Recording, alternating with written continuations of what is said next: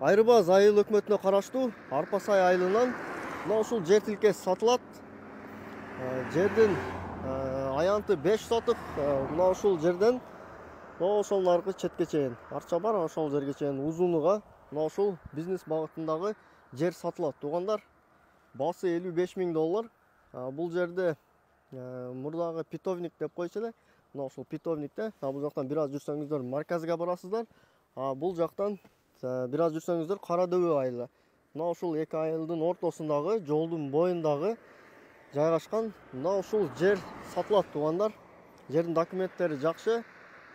Ушул жер, эгер сиздерге кызык болгон болсо, экрандагы номерлер менен байланышыңыздар. Жер тез аранын ичинде сатылат. Бардык документтери бар. Бул жердин арт жагында канал, бул жагында ушул центральный чоң жол, туугандар. Мына ушул жолдун боюндагы жер. Бул жакта дагы ушундай толтура бизнестер бар экен. Ушундай бизнес улантырып, ушул жерде дагы иштетсе боло тургандай экен.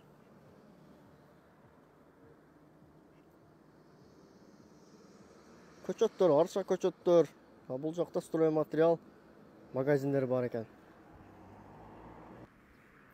Жердин бул четинде канал бар.